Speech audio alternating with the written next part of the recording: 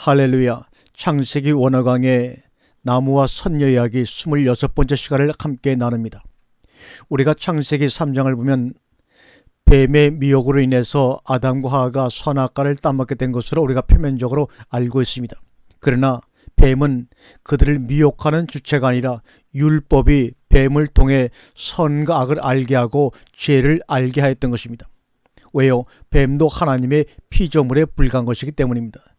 에덴 동산에서 서로의 손을 잡은 아담과 하와가 걸어 나왔습니다. 그리고 그들은 가장 음흉하고 교활한 뱀을 만났죠.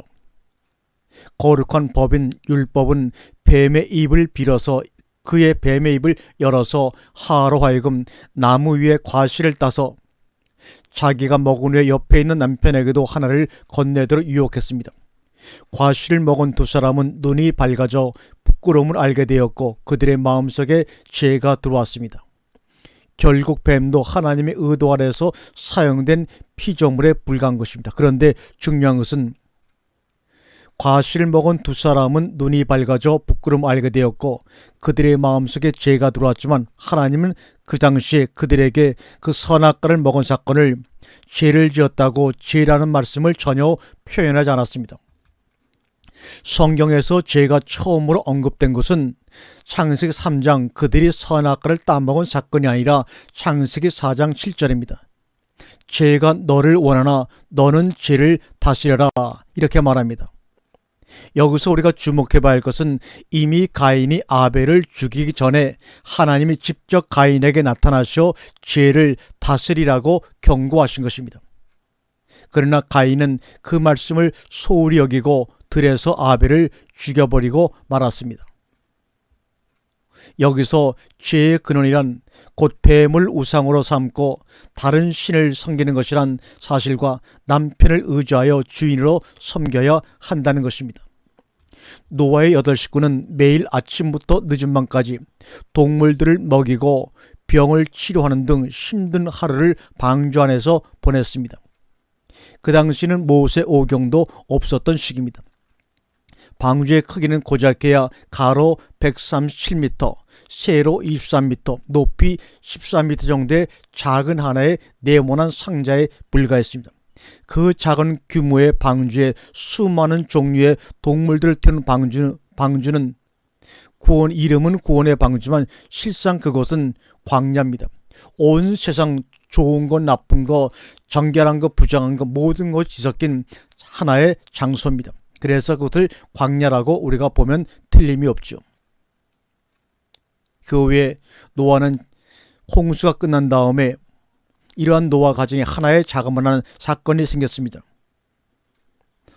노아는 자신의 하체를 보고 형들에게 알린 함의 행동을 보고 함에게 직접 저주를 내리지 않고 왜 그의 자손인 가나안에게 저주를 내렸을까?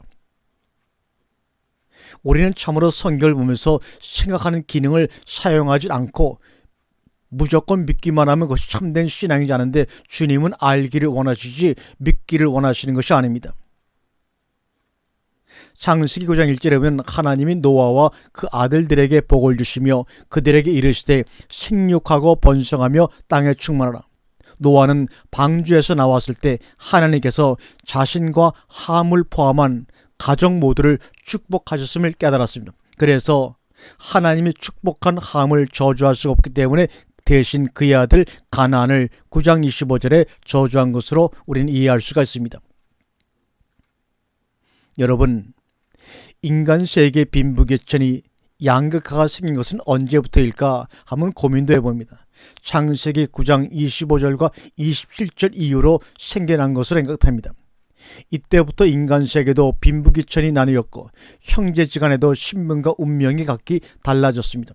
방주에서 함께 구원받은 사람의 자손이 하더라도 누구는 주인이 되고 누구는 하인이 되었습니다. 어머니 배 뱃속으로부터 노예로 태어나는 사람이 그때부터 생긴 것입니다. 노아의 아들들의 상태를 한번 우리가 더듬어 보겠습니다. 영적으로는 셈이 가장 강대하고 그 다음 야벳이고 함입니다. 그런데 세상적으로 보게 되면 가나안, 함의 자손이 가장 강대하고 그 다음 야벳이고 가장 빈약한 것이 셈입니다. 우리가 방주를 지을 때 노아는 600세였고 950세 때 니므롯 때부터 비로소 방주를 짓기 시작했습니다. 그래서 노아와 셈은 니므롯 초기 바벨론 탑을 지을 초기까지 생존해 있을 가능성이 많습니다. 아담과 하하가 에덴 동산을 쫓겨나기 전 하나님께서 직접 그들에게 지어준 선물을 여러분 기억하십니까? 바로 동물을 잡아 만든 가죽옷이었습니다. 아담과 하하는 그 후 이 가죽옷을 어떻게 했을까? 이렇게 엉뚱한 생각이지만 엉뚱한 생각이 아니지 않습니까? 아마도 아담과 하하는 늘 이 가죽옷을 입으며 하나님의 은혜를 기념하며 묵상했을 것입니다. 물론 자손들에게도 이야기하는 것을 잊지 않았을 것이고 아담과 하하가 죽은 후 그 가죽옷은 셋이 가지고 있다가 후손들에게 점차 물려주었을 것입니다. 성경도 없고 성전도 없던 그 당시에 하나님의 은혜를 기억할 수 있는 유일한 것은 바로 하나님으로부터 선물로 받은 가죽옷뿐이었을 것입니다. 노아가 홍수가 끝난 뒤 육지로 나와 포도 농사를 짓고 어느 날 포도주에 취해 발가벗은 상태가 되었습니다. 노아는 이제 양의 가죽옷이 아니라 그리스도로 옷 입게 되었습니다. 포도주 성령에 취해 자신의 모든 것을 드러내는 후에 그리스도로 옷 입게 되었습니다. 포도주는 예수의 피를 의미하기도 합니다. 포도주로 그리스도로 옷 입게 되었습니다. 그런데 이것을 알지 못하는 함은 아버지를 경멸했던 것입니다. 다시 말하면 그리스도로 옷 입게 된 노아를 경멸한 것이 바로 함의 저주의 근본 원인입니다. 노아의 후손들은 노아의 홍수가 끝난 다음에 육지로 나와서 바벨탑을 쌓게 됩니다. 그 이면에는 작고 보잘것없는 나무로 지은 방주보다는 벽돌과 역청으로 지은 바벨탑이 더 안전하고 멋지다는 것이 바로 인간적인 사고와 합리적인 사고입니다. 바벨탑은 다듬은 돌과 벽돌 문화입니다. 그러나 성전은 다듬지 않은 돌로 지으라고 분명히 레위기서에 말씀하고 있습니다. 지금도 다듬은 돌로 만들어진 벽돌 문화 주변에 바벨탑 주변에는 개미떼처럼 사람들이 살겠다고 모여듭니다. 하나님은 바벨탑을 쌓고 있는 인간들을 보면서 저들 중에 탑을 만드는데 참여하지 않은 이가 과연 있겠느냐, 그러면서 내가 이 땅에 다시 올 때 믿음 있는 자를 볼 수 있겠느냐고 말씀하십니다. 저들을 심판하려면 공의롭게 다 죽여야 하는데 내가 물로 세상을 심판하는 게 바로 엊그제 같은 방금인데 하시면서 고민하신 하나님의 모습을 우리는 쉽게 발견할 수 있지 않을까요? 너희도 보지 않았느냐? 조금 살만하니까 바로 높은 탑을 쌓는 것이 인간인데 훗날 어떤 일인들 저지르지 못하겠느냐? 나는 저들을 죽이는 대신 저들의 언어를 혼잡하게 만들려고 한다. 주님이 결심하십니다. 하나님이 혼잡하게 하신 언어가 하나가 되는 길은 통역이 발달되는 것도 아니고 종교로 그들의 사상이 하나가 된다면 가능합니다. 그래서 악한 영들은 세계 단일 종교를 그렇게 만들려고 하는 것입니다. 즉 창세기 11장 바벨탑을 더 강력하게 쌓아 나가려고 하는 인간의 죄악된 모습입니다. 이슬람교는 코란이라는 것을 가지고 있습니다. 그것은 아람어로 통일되어 있습니다. 나라와 문화가 달라도 이슬람교를 믿는 사람들은 코란만은 아람어로 읽고 해석합니다. 초창기부터 지금까지 그렇게 해오고 있습니다. 그런데 기독교는 초기부터 달랐습니다. 구약은 히브리어로, 신약은 헬라어로 기록하고 후에는 히브리어와 헬라어가 묻힌 후에는 라틴어로 번역이 되었습니다. AD 5세기경 종교개혁과 왕권 문제로 혼란스러운 시기에다 거기다 인쇄술까지 발명되어 자기들 이해관계에 맞게 자기 나라 말로 성경을 번역하기 시작한 것입니다. 우리나라의 경우에도 미국, 유럽에서 선교사가 들어오면서 처음부터 우리에게 맞는 정확한 성경 번역이 어려운 시절이었습니다. 애초부터 중국과 일본의 영향을 받아 한글로 번역이 되었기에 오류가 많습니다. 언어가 혼잡해짐으로 진정으로 인간세에 닥친 가장 불행한 점은 하나님의 법을 직접 받을 수 없게 되었다는 점이죠. 바벨탑 사건 이후 노아의 자손 중에 열의 9은 아담과 하와의 언어를 잊어버렸고 신뢰하기 어려운 통역을 거쳐야만 하나님의 법을 겨우 이해할 수 있게 되었습니다. 처음에는 조상들로부터 전해오는 에덴의 옛 언어를 말할 줄 아는 이들이 일부 있었지만 몇 대가 지나 발음이 변하면서 옛 언어는 비서거나 방언으로 변질되었습니다. 평생 경전 연구에 매진한 줄곧 성경 원문을 이해하고자 했지만 수많은 주석과 엇갈린 해석으로 인해 성경 성인들조차도 성경의 진정한 의미에 접근할 수 없게 되었습니다. 하나님의 말씀은 결국 학자들의 논쟁 대상으로 여겨지게 되었습니다. 하나님께 세우신 완벽한 질서는 희미한 전설과 신화로 전락했고 신의 기적은 신화 속 인물들이나 믿을 법한 것이 되어버리고 말았습니다. 사람들은 니물롯을 거룩한 불로 섬기면서 조로아스터교라고 불렀습니다. 니므롯, 바알, 바벨론입니다. 이 같은 혼란 속에서 인간의 언어는 오히려 하나님의 법을 전달하는 데 있어 장애가 되어버리고 말았지요. 죄인을 구원하는 진리는 사람들에게 직접 전해지지 못하고 비유, 우화, 무당의 애언 등을 통해서만 전해질 수 있게 되었습니다. 죄인들은 바벨탑의 완성이 인류의 용기와 지혜를 드러낸다고 믿었지만 그것은 착각이죠. 드디어 최후의 날이 왔습니다. 밤새 남녀노소가 뜻을 모아 벽돌마다 노아가 남긴 자손의 이름을 새겼습니다. 모든 이들의 마음속에는 단 하나의 소원만이 자리 잡고 있습니다. 즉 우리 집 바벨에서는 다시는 가족과 헤어지지 않고 행복하게 사는 것, 이것이었습니다. 바벨탑 사건 이후 노아의 자손들은 조상이 사용하던 언어를 잊어버렸고 하나님과 소통은 단절되고 말았습니다. 아브라함의 아버지 데라 시대의 유프라테스강 하류 태양이 뜨는 곳에 살던 셈의 후예들은 이교를 신봉하는 점성술에 심취되었습니다. 이들 중 하나님의 거룩한 이름을 아는 사람은 아무도 없었다고 여호수아 24장 2절에 말씀하고 있습니다. 데라 역시 달의 난달을 모시는 제사장이었습니다. 그는 시간 날 때마다 집에서 신상을 조각하여 지역민이나 인근 지역에 팔아 생계를 유지했던 사람입니다. 데라는 아들 아브라함의 총명을 보고 점술과 신전의 의식을 가르치며 그가 자신의 뒤를 이어 제사장이 되기를 바랐습니다. 그러나 아브라함은 그렇지 않았습니다. 그래서 아브라함과 이런 논쟁을 벌입니다. 아버지, 나는 달의 신인 난달을 숭배하느니 나무를 숭배하는 게 낫겠습니다. 나무는 풍성한 열매와 잎사귀로 그늘도 만들고 비를 막아주지 않습니까? 그러나 이 난달은 아버지께서 쪼개놓은 장작으로 만들어낸 창작물에 불과합니다. 또 얘기합니다. 나는 나무를 숭배하는 것보다 불을 숭배하는 것이 낫겠습니다. 나무는 불을 견뎌내지 못하니까요. 그러면서 또한 불을 숭배하느니 물을 숭배하는 건 어떨지요? 불은 물을 만나면 꺼지니까요.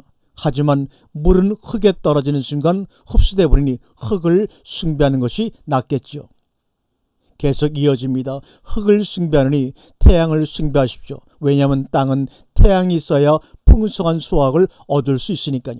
그런데 태양을 숭배하는 건 어두운 밤을 숭배하는 것만 못합니다. 밤이 지나면 아침이 오지만 어두운 밤이 오면 태양은 달과 별들에게 자리를 내줘야 하니까요. 아버지, 그러니 이 모든 신은 신이 아닙니다. 전능하신 자가 만든 창조물일 뿐입니다라고 아버지에게 얘기하는 그러한 모습을 상상해 봅니다. 성경은 시작에 관한 이야기면서 동시에 마지막에 관한 이야기입니다. 그래서 알파와 오메가요, 나중과 처음과 나중이요, 시작과 끝이라고 말하는 것입니다. 그래서 성경은 시작의 이야기를 통해서 마지막을 볼 수가 있습니다. 하나님은 시초부터 종말을 보여주시는 분이라고 이사야 46장 10절과 전도서 1장 9절과 31장 15절에 3장 15절에 말하고 있습니다. 창세기 1장과 3장은 인류 역사 전체와 마지막을 보여주고 있습니다. 창세기는 분명 지나간 이야기가 아닙니다. 하늘과 땅을 지은 우주를 지은 이야기가 아닙니다. 이것이 우리 시대의 이야기며 또한 마지막에 일어날 예언적인 그림이 바로 창세기 1장과 2장과 3장의 내용입니다. 예를 들어 창조유기는 인류 역사 6천년의 애언적 그림이라고 할 수가 있습니다. 이처럼 마지막은 시작과 긴밀하게 연결되어 있기 때문에 마지막을 알기 위해서는 시작을 알아야 합니다. 또한 성경 전체를 알기 위해서도 우리는 반드시 창세기를 알아야 합니다. 이사야 46장 10절과 11절 내가 시초부터 처음부터 종말을 알리며 아직 이루지 아니한 일을 옛적부터 보이고 내가 말하였은즉 이를 반드시 이룰 것이요 계획하였은즉 반드시 시행하리라. 전도서 1장 9절입니다. 이미 있던 것이 옛적에 있었고 장래 있을 것도 옛적에 있었나니 하나님은 이미 지난 것을 다시 찾으시니라. 또한 우리가 창세기 6장 16절에 보면 노아가 방주 지을 때 거기에 창문을 내고 이렇게 말합니다. 그런데 이 창문은 참으로 굉장히 신비한 것입니다. 여기에 히브리어 쪼아르라는 단어가 쓰였는데 이 창문이라는 이 쪼아르라는 단어는 바로 빛을 뜻합니다. 이 창문은 초활, 빛에서 유래가 되었습니다. 이것은 차알이라는 단어에서 만들어졌는데 이 차알은 기름을 짜내다 이런 말입니다. 그래서 밑자로 하게 되면 기름이란 말입니다. 그리고 내고란 말은 칼라, 완성하다, 마치다, 준비하다 그 문입니다. 그 문을 옆으로 내고 그 문 페라오를 옆으로 내고 이렇게 말합니다. 그러므로 창문이란 뜻은 바로 기름을 짜내다, 즉 빛이라는 단어에서 나온 빛을 뜻하는 말입니다. 초활, 빛을 얘기한 빛. 그런데 여기서 우리는 창문이라고 번역을 했습니다. 쪼아르. 또 창문은 쌍수입니다. 쌍수이기 때문에 분명히 이 빛이라고 하는 것은 창문이라고 하는 것은 짝이 있다는 말입니다. 바로 하셴마임이 바로 쌍수입니다. 정오, 대낮.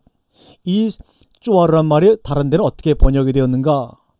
정오로, 대낮으로, 낯으로, 또 은의적으로 아주 큰 기쁨으로 대낮에 백주에 이렇게 번역이 되었습니다. 오직 오늘 창세기 6장 16절 거기에 창문을 내고라는 이 문장에서만 유일하게 대낮, 정오, 빛, 낮 이렇게 빛으로 번역이 안 되고 유일하게 여기서만 창문으로 번역되었다는 사실을 오늘 여러분 아마 처음 아실 것입니다. 그리고 이 단어의 창문이라는 빛이라는 이 단어의 어는 차하르에서 유래가 되었는데 그 뜻은 말씀드렸죠. 기름을 짜내다. 그래서 이 차라는 말이 욥기 24장 11절에서는 기름을 짜내다라고 번역이 되어 있습니다. 이 상을 유추하면 기름을 짜내어 무엇하는 겁니까? 빛을 밝히는 것을 말합니다. 즉 우리의 빛 대신 예수 그리스도를 의미하는 것이 바로 거기에 창문을 내고 이런 말입니다. 다시 말하면 하나님께서 노아에게 빛을 만들라고 명령하신 것입니다. 빛을 완성하라고 명령하신 겁니다. 그러면 그 빛의 완성은 누굽니까? 바로 예수 그리스도 아닙니까? 이것은 메시아의 빛이 방주 안으로 들어오게 하는 것을 의미합니다. 40일 동안의 홍수로 인해 태양빛이 들어오기가 힘들었을 것입니다. 그래서 하나님은 노아의 방주에 초자연적인 빛을 비추시기 위하여 장치를 만들게 하셨습니다.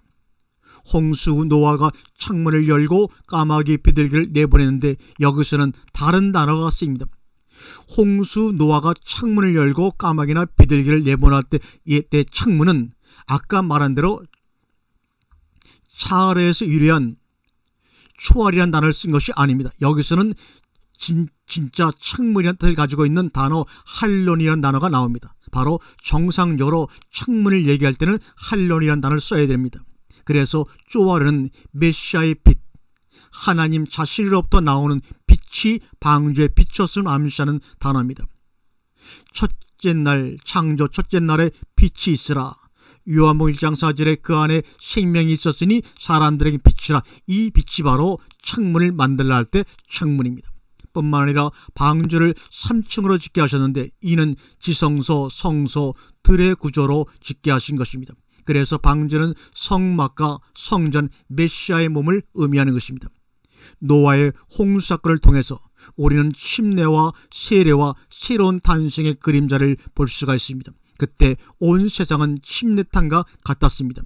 홍수의 물은 하나님께 반역하는 모든 옛사람의 죽음과 홍수를 통과한 사람들이 새 사람으로 탄생했음을 동시에 보여줍니다.